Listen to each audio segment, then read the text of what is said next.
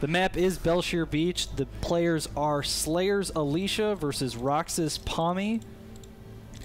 Top left-hand position, we do have Slayers Alicia. Bottom right, we have rox.kis Pomy. Now, one little thing about, I do have to say about Alicia last game is that it was a little bit weird that he put the pylon, the first pylon, so far away from his opponent's base. Normally, you warp in with the first round of units directly on top of your opponent, like near their ramp, something like that. The pylons are placed right around there. I felt like Pomy could have actually killed that 4-gate if he just started attacking the pylons. Yeah, the pylons, the 2 pylons to warp into the ramp. I think the reason the first pylon was so far away is because Slayers Alicia was doing it as a deception tactic. He built that second gas in his base. He didn't mine out of it. He wanted Pomy to think he was doing something else. He hides the pylon a little bit farther away. Pomy doesn't see it. But then the pylon below the ramp was too late to really enforce the 4-gate the way you would like it to be, and then Pomy didn't really react well. He didn't focus fire down the pylon, he didn't take it out, and I think he could have. I think he really could have held off that 4-gate without too much trouble. Yeah, I do too, but unfortunately for him, obviously he loses that game and goes into game number 3. Now, he chose Belshire Beach Winter, which is really weird, and we do have a little bit of diversions in the build.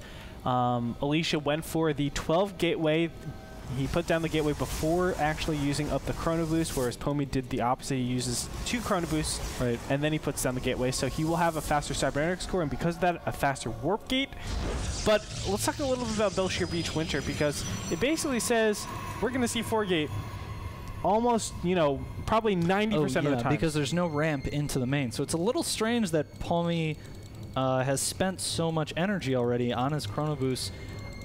Whereas Alicia, you can see Alicia's saving up. He's going to be able to dump basically all of his chrono boost onto that warp gate technology. The moment the core finishes, the core is about 7-8 seconds plus a little bit extra chrono boost, means that Alicia, if they both 4-gate, Alicia will basically have a full round of units before Pomy does. Well, it's looking like it's a lot more than that, just around 15 seconds or StarCraft seconds ahead of his opponent. But the one thing I do like from Pomy is he's going for this triple stalker opening, and when you get these 3 stalkers, you basically say, I have complete map control. You will not put down a pylon, or at least that's what you have to really focus on. So good scouting and obviously map control in this early game stage before your opponent actually has anything to actually contest those 3 stalkers. And there's the 4 gateways are going down from Alicia, so he's committed to that. Pomy chrono boosting out the core a little bit more, but Pomy, he's just behind in terms of number of gateways and technology on the core. He builds it. Okay, so Pomy is going 4 gateways, so they're basically both doing a 4-gate, except Pomy has skipped the Zealot and is going for a fast 3 stalkers. Yes, and as we were talking about, the fast 3 stalkers are very important in stopping the 4-gate. Or the super fast, the brutally efficient 4-gate. He should be able to actually remove any of these proxy pylons from the field and kill that probe. It comes at a time where his opponent only has, you can see, 1 stalker, 1 Zealot. The second stalker should be on the way sometime. Oh, he's actually doing, there it is. The second stalker. What Pomy, the dangerous part here is if Pomy gets caught out onto the map when Warp Gate finishes, he's okay, so if he's not I'm really surprised Alicia didn't warp those units up into Pomy's natural. Me too. If he could catch those stalkers, he can do a ton of damage. And now Pomy's 4 gateways are done. He's going to turn those 2 into warp gate tech. Warp in 2 more stalkers. Yeah, it will be stalker and the Zealot. Nope, just 2 more stalkers. Okay. So he's going to be trying to just kill the opponent's stalkers and then kite the rest of the Zealots. Alicia cannot really warp in any more stalkers at this point. He's totally out of gas. Same with Pomy. So the number of stalkers they have now is pretty much what they're going to have for the rest of this battle. And now it's just going to come down to micro. The micro is not too good for Pomy at this point. It looks like he has to pull probes off, and that's going to be very detrimental. Obviously not going to be able to use all of his warp gates. Additionally, what's the problem is he won't be able to improve on that stalker count. Right now you can see he's at 100 gas. He can't actually use that. So the stalker count will always go in favor of Alicia. And now we see Alicia pushing in with almost twice the number of stalkers that Pomy has and taking out his army without too much trouble. The Zealot's going to go down pretty quickly. Pomy warping in 1 more Zealot, but he just doesn't have the money because he pulled all the probes, and that's it. He's pissed. He's really pissed. Not even GG. He just leaves out. You know, game number 2, he was complaining a little bit about the lag. I don't know why you would go over to Belshire Beach Winter of all maps if lag is a big issue. That's definitely a little bit. I don't know. Sometimes you just things happen. Yeah. Like the lag makes you a little angry. You just pick Belshire. You just go with it. But Pomi was looking really good in the first game, and with just a little bit of change, I think he definitely could have taken that series and qualified. But Slayer's Alicia, NASL Season 3, here we come. So there you go, ladies and gentlemen. You have your 4 people for today. It is Slayer's Alicia. We have Puzzles from Slayer's team. Slayer's Puzzle. We also have, who are the other 2? TSL Polt. TSL Polt. And do you remember? And the first match. Who is the first match? Who's the first match? Oh, Gretorp. Okay. So disappointed. No, wait, I know this. Come on, I believe in you. Who was the first match that we started with? It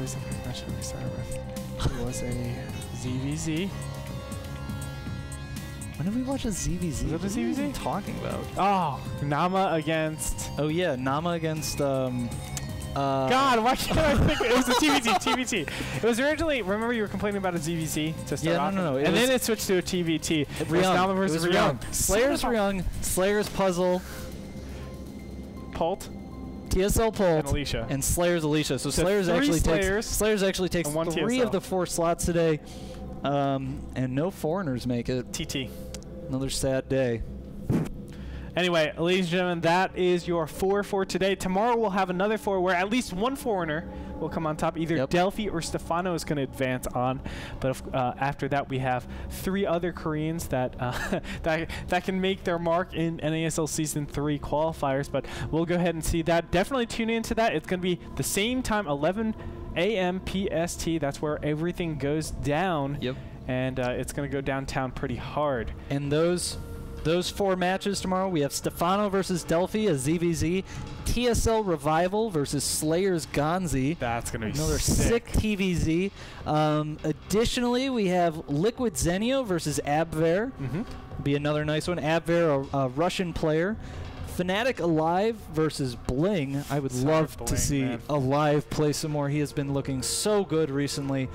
And... yeah, that's 4. That's 4. I can count. Whatever. It's cool, man.